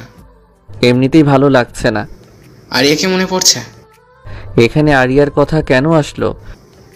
যাকে ভাবছিস, যার জন্য অস্থির, তার কথা তো আসবেই। তোর এত ভাবতে হবে না, তুই চুপচাপ থাক। তোর সাথে কথা বলাই বেকার। তাহলে বলিস না। হট। রাগ করে চলে গেল। কোনো মতে রাত পার করছি, স্বপ্নেও আরিয়াকে দেখছি। এই রোগ যার হয় তার যে কি সমস্যা, কোনো মেডিসিন নাই, মরবেও না আবার সুস্থও থাকবে না, মধ্যব্যাধি একটা। পরের দিন বাসায় আসব, সেদিনও একটা দরকারে বাসায় আসা হলো না। 2 দিন অনেক কষ্টে কাটিয়েছি। মনে হচ্ছে 2 দিন 48 ঘন্টা হয়ে গেছে। তবে বাড়িতে ফিরছি, এতে অনেক আনন্দ লাগছে যে আরিয়াকে দেখতে পাবো। মুস্কি হাসছিস কেন? আমার এক বন্ধুর কথায় তার দিকে তাকালাম, কথা ঘোরাতে বললাম, কাল কার্টুন দেখছি, সে কথা মনে পড়ছে আর তাই হাসি পাচ্ছে।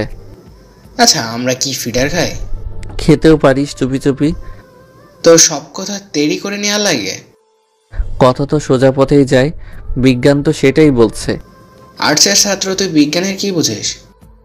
আরে তোর মতো উল্লুকে পরিচালনার বিজ্ঞান জানি। সাগর, ভালো হবে না। কি করবি? আরিয়াকে তোর অতীত বলে দিব। তো আমি কি করব? ঠিক আছে, বলবো নি। আমি তার কথা ভাবছি। অতীত জীবনে একটা পুলিশ সুপারের মেয়েকে পছন্দ করতাম। মেয়েটা অনেক সুন্দর ছিল, কিন্তু জাদ্রেল ছিল জানতাম না। একদিন সেজে গুজে একদম নায়ক সেজে প্রপোজ করছি। তখন আমাকে তার বন্ধুদের সামনে কান ধরে উঠবস করাইছে। এই কথা যদি আরিয়াকে বলি তাহলে ইজ্জত বলে আমার কিছু থাকবে না, ইজ্জত ফালাফালা হয়ে যাবে। হৃদয়, তোর আবার কি হলো? চকলেট খাবি? আমি ছোট নাই যে খাবো। তাহলে কি খাবি? আচ্ছা, তুই হঠাৎ জামাই আদর করতে চাচ্ছিস নিজে থেকেই, বাট কেন? তুই আমার কত ভালো বন্ধু, তোর মতো বন্ধু আর একটাও নাই। আমার কথা শুনে হাঁ করে আমার দিকে তাকিয়ে আছে। কার মুখে কোন কথা শুনছি? আমার মুখে শুনছিস। কিন্তু কেন? আরিয়াকে আমার অতীতের কথা বলিস না।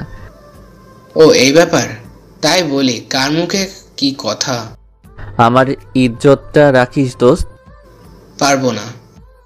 ঠিক আছে, তাহলে আমিও সামিয়াকে বলবো তোকে একটা মেয়ে পাবলিক প্লেসে থাপড়াইছিল। তোর মনে আছে? থাকবে না কেন? কেন থাপড়াইছে তাও মনে আছে। দোস্ত চুপ কর, ওই কথা বললে সামি আমাকে থাপড়াবে। এক শর্তে বলবো না। কি শর্ত? তুই আরিয়াকে কিছু বলবি না, আমিও তাহলে সামিয়াকে কিছু বলবো না। ঠিক আছে, রাজি। ওকে। তারপর নিশ্চিন্ত মনে বাড়িতে আসতেছি। বাড়িতে এসে দেখি বাড়িতে কেউ নাই। বেল দিয়ে দিয়ে দরজা খুলছে না। আমি ফোন বের করে মাকে ফোন দিলাম। মা, কোথায় তুমি? আমি বাড়ির বাহিরে দাঁড়িয়ে আছি। আমি তোর বাবা আরিয়ার বাসায় আছি। ওখানে কেন? কারণ আছে, তুই এখানে আয়। আচ্ছা। ফোনটা রেখে আরিয়ার বাড়িতে গেলাম। তো আমার বাবা মা সহ আরিয়ার কয়েকজন আত্মীয় এসেছে দেখছি। সবার মুখ ভারী হয়ে আছে, মনে হচ্ছে বড় আকারের কিছু হয়েছে। আমি গিয়ে মাকে ডেকে নিয়ে এক সাইডে এলাম। কি হয়েছে মা? এত মানুষ কেন? আর সবাই এত চুপচাপ কেন? মা যা বলল তা শুনে মাথাতে রক্ত উঠে গেছে। ঘটনাটা এমন, আজ সকালে আরিয়া তার কলেজ যাওয়ার পথে কিছু বখাটে ঝামেলা করে, আসার পথেও। আর সন্ধ্যার দিকে এসে আরিয়ার বাবা মাকে বলে গেছে সে আরিয়াকে বিয়ে করবে, না দিলে জোর করে দুলে গিয়ে নিয়ে গিয়ে করবে। তাই এত মানুষ, আর সবাই এই ব্যাপারেই সিদ্ধান্ত নিতে এত গুরুগম্ভীরভাবে ভাবছে। সবাই গুরুগম্ভীরভাবে এটা নিয়ে চিন্তা করছে কি করা যায়। ছেলেটার নামে অনেক রিপোর্ট আছে, কিছু না করে ফেলে তার আগে এটার ব্যবস্থা করতে হবে। পরে কোনো ঘটনা যদি ঘটে যায় কিছু করা যাবে না। সবাই যার যার মনের ভাবনা প্রকাশ করছে, আর আমি এক জায়গায় দাঁড়িয়ে ঘামতেছি। কিরে সাগর, তুই এমন ঘামছিস কেন? মায়ের কথা শুনে চমকে উঠেছি। প্রচুর গরম পড়েছে তো তাই। তোর মাথা ঠিক আছে? মাথায় দিয়ে বললাম ঠিকই তো আছে। মাথার উপর ফ্যান চলতেছে আর তোকে গরম লাগছে? গরম মনে হয় আমার উপর রাগ করেছে। কি সব যাতা বলছিস? কি হয়েছে তোর? কি করে বলি? আরিয়ার বিয়ের চিন্তা করছে সবাই। আমার মনের ভিতরে তখন খরার মৌসুম শুরু হয়ে গেছে। কিছু না, বড়দের সবার কথাতে একটা কথা বুঝলাম, আরিয়ার বিয়ে দিতে হবে, না হলে সমস্যা। এখন কার সাথে দিবে এটাই ভাববার বিষয়, কারণ বেশি দেরি করা যাবে না। কিছু ঘটার আগেই সব কাজ শেষ করতে হবে। আরিয়ার মন খারাপ, তার কত স্বপ্ন ছিল সে একদিন ডাক্তার হবে, মানুষের সেবা করবে, কিন্তু তা আর হবে না একটা বখাটের ভয়ে। তাই বলে এত তাড়াতাড়ি বিয়ে দিবে? খুব কান্না করতে ইচ্ছা করছে আরিয়ার। সবার সিদ্ধান্ত হলো আরিয়ার মামাতো ভাইয়ের সাথে তার বিয়ে হবে। এটা শুনে আমার বুকে চিনচিনে ব্যথা অনুভব করতে পারছি। মনে হচ্ছে দিলটা বুকের ভিতর থেকে লাফ দিয়ে বেরিয়ে ফ্যানের সাথে লটকে যাবে। আমার আর এখানে থাকা সম্ভব না। যাকে ভালোবাসি তার বিয়ে অন্য কারোর সাথে হবে শুনে কি করে থাকি? কেউ থাকতে পারবে না। আমি আমার বাড়িতে চলে এলাম। এসে বাথরুমে ঢুকে অনেকক্ষণ গোসল করলাম। আমার যখন মন খারাপ থাকে বা কষ্ট পাই তখন অনেকক্ষণ গোসল করি। গোসল করে বেরিয়ে ছাদে চলে গেলাম। আকাশ ভরা তারা, সাথে থালার সমান চাঁদ, কিন্তু আমার কাছে তখন পুরো আকাশ অন্ধকার দেখাচ্ছে। মনে হচ্ছে চারিদিকে অন্ধকার। আমার কাছে সামনে এগিয়ে যাওয়ার রাস্তা নাই। যা হচ্ছে তা নীরবেই মেনে নিতে হবে। মনের গহীনে এখন ভাবনার দুয়ারে চলে গেছি। সে ভাবনা রোবটিক, কোনো শব্দ নেই, নিস্তব্ধ এক পরিবেশ। হঠাৎ শরীরে ঝাঁকুনি অনুভব করলাম। তাকিয়ে দেখি মা দাঁড়িয়ে কি যেন বলছে। আমি শুনতে পাচ্ছি না। আচ্ছা, আমি কি মরে গেছি? শুনতে পাচ্ছি না কেন কিছু? গালের উপর ঠাস করে একটা শব্দ হলো। এবার সব শুনতে পাচ্ছি। তার মানে বেঁচে আছি। আমাকে মারলে কেন? কতক্ষণ থেকে কথা বলছি, যা বলছি তা শোনা বাদ দিয়ে আবার ভাবনার জগতে যাচ্ছিস? আমি মরে গেছি না বেঁচে আছি তা ভাবছিলাম। আর একটা থাপ্পড়। ব্যথা লাগছে? তাহলে বেঁচে আছিস? এবার নিচে চল। নিচে যাব না। অন্ধকার আকাশ দেখতে ভালো লাগছে। আকাশে চাঁদ নেই, তারা নেই, কত সুন্দর। মা আমার দিকে অবাক চোখে তাকাচ্ছে। এভাবে অবাক চোখে তাকাচ্ছ কেন? ভাবছি তোকে কতক্ষণ মারা লাগবে আরেকটা থাপ্পড়। মা তুমি এভাবে কথায় থাপ্পড় মারছো কেন? আমার লাগে না বুঝি? তোকে না মারলে সোজা হবি না। আকাশে চাঁদ তারা সব আছে, আর তুই বলিস কিছু নাই। সত্যি আছে। আরেকটা থাপ্পড়। আমার মনে হচ্ছে কান্না শুরু করে দেই, কিন্তু ছেলে মানুষ তাই কান্না করতে পারছি না। একটু স্যাড মুডে থাকতে চাই, তাও থাকতে দিবে না। আমি না হয় কষ্টটা ওইগুলো বলেছিলাম, তাই বলে এত মারা লাগবে? আমার রুমে নিয়ে এসে মা বলল, এই পাঞ্জাবিটা পরে নে। এই রাতে কেন পড়বো? আরিয়ার বিয়ে আজ রাতে। তার বিয়ের অনুষ্ঠানে কি এভাবে যাবে? আজকেই বিয়ে? হ্যাঁ আজকে। আমি যাব না, তোমরা যাও। কেন যাবি না? এমনি। আরেকটা থাপ্পড়। এইবার যাবি না আরো দিব? ব্ল্যাকমেইল করছো তাই যাচ্ছি, না হলে যেতাম না। তাড়াতাড়ি রেডি হয়ে নে। বলে মা রুম থেকে বের হয়ে গেল। আমি মনের দুঃখে ছাদে একা একা দাঁড়িয়েছিলাম, বাট মা চাই দুঃখটা আরও বেশি হোক, তাই জোর করে নিয়ে যাচ্ছে। মনের সব কষ্ট নিয়ে রেডি হলাম। তারপর মায়ের সাথে আরিয়ার বাড়িতে গেলাম। বিয়ের সব আয়োজন শুরু হয়ে গেছে। সবার মনে তখন একটু হলেও খুশি বিরাজ করছে, আর আমার মনে কষ্টের নদী বয়ে যাচ্ছে। না, কাউকে বলতে পারছি না, কাউকে বুঝতে পারছি। আমি গিয়ে একপাশে দাঁড়িয়ে আছি, কেউ আমার সাথে কোনো কথা বলছে না। আমি মনে মনে একটু শান্তি পেলাম। যাই হোক, কষ্টের দিনে একা চুপচাপ তো থাকতে পারছি। সব আয়োজন শেষ। আরিয়াদের পরিচিত কয়েকজন লোক এসেছে, আর প্রতিবেশী কয়েকজন। আরিয়াকে সাজিয়ে নিয়ে আসা হচ্ছে। নীল বেনারসি পরে তাকে নীল পরীর মতো লাগছে। চোখে কাজল, চোখের দিকে তাকালে যে কোনো ছেলে ঘায়েল হয়ে যাবে। আচ্ছা, আমি খুশি হচ্ছি কেন? এই সাজে তো আরিয়া অন্যের ঘরে চলে যাবে, তাহলে তো কষ্ট পেতে হবে আমাকে। মনটা খারাপ করে অন্যদিকে তাকালাম। আরিয়াকে দেখব না, কিন্তু ওই যে ছেলের মন কুত্তার লেজের মতো, হাজার দড়ি দিয়ে বাঁধলেও সোজা হয় না, তেড়ি তেড়িই থাকে। এত সুন্দর সাজে না দেখে থাকা যায়? তাই আমি আবার তার দিকে তাকালাম। আরিয়া মাথা নিচু করে আছে, হয়তো লজ্জা পাচ্ছে, বাট আমি পাচ্ছি না। আমি এক ধ্যানে দেখছি। আর তো কোনো দিন দেখা হবে না, তাই আজকেই দেখি মন ভরে, সারা জীবনের জন্য। সাগর ভাই, আপনি ওইভাবে আমার আপুর দিকে তাকিয়ে আছেন কেন? আরিয়ার ভাইয়ের কথা শুনে ভেবাচেকা খেয়ে গেছি। এমন প্রশ্ন করবে আমি ভাবতেও পারিনি। তোমার আপুকে কেন দেখতে যাব? আমার কি কাজ নাই? আমি তোমার আপুর কাপড় দেখছিলাম। কাপড় কি অন্য কেউ পরে আছে? তোমার বোনকে দেখিনি। আমি তো দেখলাম হা করে তাকিয়ে আছেন। কেন রে, হা করে তাকিয়ে থাকলে সমস্যা? হ্যাঁ সমস্যা, আমার আপুর পেট খারাপ করবে। এই বেটা আমার থেকে বড় জিনিস, এর কাছে থাকলে মান ইজ্জত বলে কিছু থাকবে না, শখ পাংচার হয়ে যাবে। তাই তার কাছে অন্য জায়গায় গেলাম। আরিয়া বসে আছে, বাট জামাই কোথায় কিছু বুঝতে পারছি না। কোনটা জামাই? কাজী সাহেব এসে গেছে।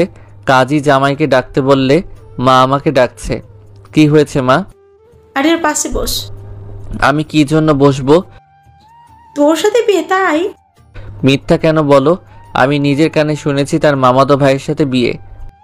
আরিয়া ওটা না করে দিয়েছে, আর তোকে বিয়ে করতে চেয়েছে। আমাকে? হ্যাঁ তোকে। আমার মাথা ঘুরতেছে, মনে হচ্ছে চারিদিকে সবকিছু ঘুরতেছে। কখন যে মাথা ঘুরে পড়ে গেছি বুঝতেই পারিনি। যখন চোখ খুলে দেখে আরিয়ার সামনে দাঁড়িয়ে, আর তার হাতে একটা গরুর ইঞ্জেকশন। চোখ খুলে আরিয়ার হাতে ইঞ্জেকশন দেখে আমি তো ভয় পেয়ে গেছি। আমার ইঞ্জেকশন দিতে ভয় লাগে, আর আরিয়া ইঞ্জেকশন নিয়ে দাঁড়িয়ে আছে। আপনি এই ইঞ্জেকশন দিয়ে কি করবেন? তোমাকে দিব। কেন? আমি ইঞ্জেকশন দেই না। তুমি দাওনি তো কি হয়েছে, আমি দিব। না, আমি দিব না। বলে উঠে পালাতে যাব, তখন আরিয়া আমাকে ধরে ফেলেছে। পালাচ্ছ কোথায়? আমার বাড়িতে যাব, থাকবো না এখানে। আমিও তো যাব একটু পর তোমার বাড়িতে। আপনি কি জন্য যাবেন? ওমা, শ্বশুর বাড়িতে যাব না তো কার বাড়িতে যাব? আপনি খারাপ ডাক্তার, এত বড় বড় ইঞ্জেকশন মানুষকে দেন। আপনাকে কে বিয়ে করবে? তুমি করবে, আর এখন করবে। আমি করব না। হাতে ইঞ্জেকশন নিয়ে। এটা তাহলে তোমাকে দিতে হবে। না, আমি দিব না। তাহলে এখন আমার সাথে চলো। কোথায়? বিয়ে করতে। আমার বিয়ে করার বয়স হয়নি। বলতে যা দেরি এক চর মারলেন কেন? আরেক চর? এত চর মারছেন কেন? যখন আমি তোমাকে বিয়ে করতে চাচ্ছি তখন তোমার সমস্যা হচ্ছে। তোমার মতো একটা পিচ্চি ছেলেকে আমি বিয়ে করছি, ঠিক আছে, আমি আমার মামাতো ভাইকেই বিয়ে করছি, তুমি থাকো এখানে। আমি আরিয়ার হাত ধরে ফেলেছি। ওই ব্যাটার সাথে বিয়ে করতে দিলে তো করবেন। কে করতে দিবে না শুনি? আমি করতে দিব না। তুমি তো আমাকে বিয়ে করবে না। কে বলছে করব না? এখনই করব। আরিয়াকে কোলে তুলে নিয়ে রুম থেকে বাহির হয়ে যাচ্ছি। এই কি করছো? সবাই কি ভাববে? যার যা ভালো লাগে ভাবুক। আমার লজ্জা লাগছে। কাপড় দিয়ে মুখ ঢেকে নেন, তাহলে আর লজ্জা লাগবে না। আমাকে এইভাবে আরিয়াকে নিয়ে বাহিরে আসতে দেখে সবাই হা করে আছে। মনে হচ্ছে আরিয়াকে কোলে করে নিয়েই তাদের মুখের মধ্যে ঢুকে যায়। আমি যেভাবে আরিয়াকে নিয়ে আসি না কেন, তাদের অবাক হবার কি আছে? আরিয়াকে বাহিরে নামিয়ে দিলাম, তার মা তাকে নিয়ে গেল। আমি আমার জায়গাতে চলে এলাম। কাজী সাহেব তার কাজ আরম্ভ করলো। যখন কাজী সাহেব কবুল বলতে লাগলো, তখন দুনিয়ার সব কথা মাথার মধ্যে ঘুরছে। সাগর, তোর স্বাধীন জীবন শেষ। আজ থেকে বাহিরে বেশি ঘুরতে পারবি না, কোনো মেয়ের দিকে তাকাতে পারবি না, কাউকে ভালো লাগতে পারবি না। কোথায় কি করছিস সব কৈফিয়ত দিতে হবে। যেখানে যাবি সেখানেই বউকে বগল দাবা করে নিয়ে যেতে হবে। আর তুই বেশি তেড়িবেড়ি করলে তোকে গরুর ইঞ্জেকশন দিবে, তোর জীবন তামা তামা হয়ে যাবে। বিয়ে শাদি করে যে অকালে মরে সে। এসব কথা মাথার মধ্যে ঘুরছে। বিয়ে যদি না করতে চাই তাহলে 3-4টে ইঞ্জেকশন একবারে দিবে। ইঞ্জেকশন খাওয়ার থেকে বিয়ে করাই ভালো। তাই কবুলটা বলে দিলাম। অন্য বিয়েতে মেয়ে মানুষ দেরি করে বলে, বাট আমার বিয়েতে আমি দেরি করে বলেছি। আরিয়া তো 4G স্পিডে কবুল বলছে। আমি এখন থেকে ডাবল। আমি আমার বন্ধুদের ফোন দিয়ে কান্না শুরু করলাম। কিরে সাগর, কান্না করছিস কেন? দোস্ত, চাকরিটা চলে গেল। তাই। চাকরি? কিসের চাকরি? কি করে গেল? ওই যে সিঙ্গেল গ্রুপের সভাপতি ছিলাম, সেটার নাই রে। নাই কেন? বিয়ে করছি। কাকে? আরিয়াকে। একবারও বললি না? মিথ্যা কথা কেন বলিস? কই মিথ্যা বললাম? মাত্রই তো বললাম বিয়ে করছি। আর বলছিস বলিনি? বিয়ের আগে কেন বলিসনি? বিয়ের আগে আমার বিয়ে আমিও জানতাম না। তাহলে যখন জানলি? বিয়ের পরে। ফাজলাম করিস? না না, তুই রাখ। এখন বউয়ের সাথে রোম্যান্স করতে হবে বলেই ফোন কেটে দিয়েছি। তারপর আরিয়াকে তার বাড়ি থেকে আমার বাড়িতে নিয়ে আসলাম। আসার সময় আরিয়ার সাথে একটাও কথা হয়নি। বাড়িতে এসে আমার রুমে ঢুকতে যাব, কিন্তু দরজা খুলছে না। বাহির থেকে লক করা ছিল, সেটা খুললাম, বাট দরজা খুলছে না। ভেতর থেকে লক হয়েছে মনে হয়, কিন্তু ভিতর থেকে লক হলো কি করে? ভূত টুত ঢুকেনি তো? প্রথম দিনেই আমার রুমে ভূত। এখন কি হবে আমার? আরিয়া পাশে দাঁড়িয়ে। না পারছি পালাতে। বউ না হলে কখন পালাতাম। বউ বলে ভূতের কাছে রেখে পালাচ্ছি না, আবার থাকতেও পারছি না ভয়ে। কি করি এখন? ঘরের মধ্যে ঘুটঘাট শব্দ হচ্ছে, কেমন অল্প হাসি শব্দ পাচ্ছি। আজকে আর রক্ষা নাই। গল্পে পড়েছি রাজকুমারীদের ভূতেরা ভালোবাসতো, আর তাদেরকে যারা মারতে পারত তারা রাজকুমারীদের বিয়ে করত। আমি তো বিয়ের আগে কাউকে মারিনি, তাহলে কি বিয়ের পরে ভূত এসে হাজির হলো? এখন কি করি?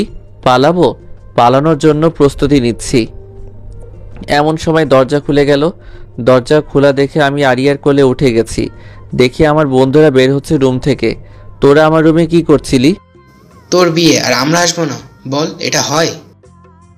তোরা সত্যি আমার বন্ধু তো? কেন, কি মনে হচ্ছে? ভূত মনে হচ্ছে? আমরা জীবন্ত মানুষ। তুই ভাবির কোল থেকে নাম। বেচারি হাঁপিয়ে গেছে, এই চিকন শরীর নিয়ে তোকে ধরে আসে। আমি বউয়ের কোলে আছি না, আমার কোলে। তোর কোলে থাকলে আমি এই পার কেন? তাকিয়ে দেখ কোথায় আছিস। তাকিয়ে দেখি আরিয়া আমার দিকে তাকিয়ে আছে আর রাগে ফুঁসতেছে। আমি আরিয়ার কোল থেকে নেমে তাকে নিয়ে ঘরে গেলাম। দেখি পুরা ঘর সাজানো। এই ঘর আবার কে সাজালো? আমরা সাজিয়েছি। আমার বন্ধুদের কথা শুনে পিছে তাকাই। আমার বিয়ের কথা তোদের কে বলছে? তোর মা। আর আমরা এসে ঘর সাজানোতে ব্যস্ত ছিলাম, তাই তোর বিয়েতে যেতে পারিনি। আর আমাকে বললি কেন তোদের বলিনি? বলে তাদের তাড়ানি দিছি, আর ওরা পালিয়েছে।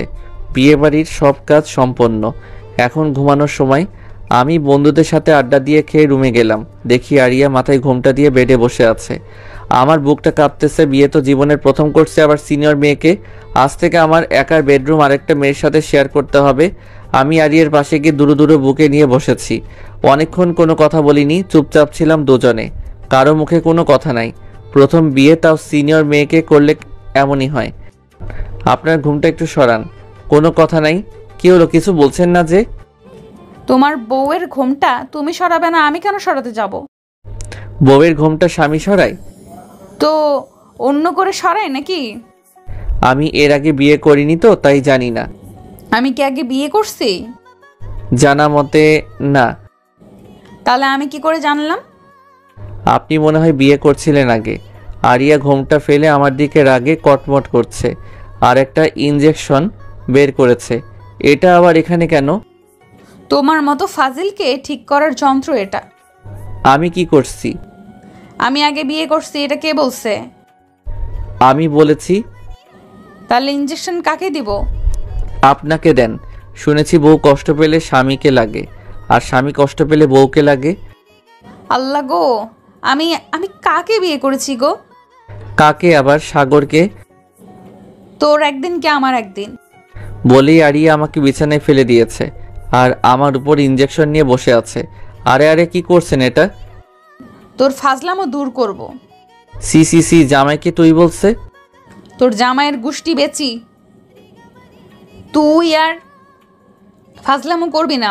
তুই আর ফাজলামো করবি বল? করলে কি হবে? এই গরুকে দেওয়া ইনজেকশনটা এখন তোকে দিব। না না, এটা করবেন না, আমার ভয় লাগে। তাহলে বল, আর ফাজলামি করবি? আর করব না ফাইজলামো। আমার সামনে কান ধরে উদ্বস কর। পারবো না। দিব ইনজেকশন? না না, করছি। শালা বিয়েটাই করা ভুল হয়েছে। বাসরাতে কোথায় রোম্যান্স করব? না, কান ধরে উঠবস করাচ্ছে। 30 বার করার পর আরিয়া থামতে বলল। থামো, এখানে এসো। কি? আমার ক্ষুধা লাগছে, খাবার নিয়ে এসো। রাতে খাননি? না, সেদিকে কি কারো খেয়াল আছে? আমার কাছে। আপনি বসেন, আমি নিয়ে আসছি। এরপর আরিয়ার জন্য খাবার নিয়ে আসলাম। রুমে ঢুকে দেখি কেউ নাই, ফাঁকা ঘর। আমার বউটা আবার পালায়নি তো? কী সব ভাবছে আজে বাজে। আরিয়া বাথরুম থেকে বের হলো কাপড় চেঞ্জ করে। বিছানাতে বসে অর্ডার শুরু। এখন খাইয়ে দাও। আমি আগে পিছে তাকাচ্ছি। আগে পিছে কি দেখো? দেখতেছি কাকে খাইয়ে দিতে বললেন? তোমাকে বলেছি। আমি জীবনে কাউকে খাইয়ে দেইনি। তো কি হয়েছে, এখন আমাকে দিবে? তারপর আরিয়াকে খাইয়ে দিতে লাগলাম। বিয়ের প্রথম দিনেই এত কিছু করছে, বাকি জীবনে কি করবে তার ঠিক নাই। আরিয়াকে খাওয়ানো শেষ করে বাথরুমে গিয়ে আমিও কাপড় চেঞ্জ করে আসলাম। দেখি আরিয়া বসে আছে। আমাকে দেখেই বলল, এখানে বসো। আমি গিয়ে আরিয়ার পাশে গিয়ে বসলাম। আজ থেকে তুমি আমাকে তুমি করে বলবে, আর আপনি করে নয়। ঠিক আছে, তুমি করে বলবো। কোনো মেয়ের দিকে তাকাবে না, কারোর সাথে ফাজলামও করবে না, আর যত মেয়ে বন্ধু আছে সব বাতিল। এত কিছু আজ থেকেই? আজ থেকে মানে এখন থেকে। ঠিক আছে, আমার সিনিয়র বউ যখন বলেছে তখন রাখতেই হবে। এই তো গুড জামাই। এত কিছু শুনবো, তার বদলে আমি কি পাবো? কি পাবে? এই নাও, প্রতিদিন পাবে তাহলে। বলেই আমাকে বিছানায় ফেলে দিয়ে আমার বুকের উপর মাথা দিয়ে আছে। আজ থেকে তুমি আমার সম্পত্তি, সো তার দেখভাল আমাকেই করতে হবে। বলেই আমার ঠোঁটে তার ঠোঁট লাগিয়ে দিছে। আরও জানার জন্য বসে আছেন নাকি? কারেন্ট অফ হয়ে গেছে, সংযোগ বিচ্ছিন্ন।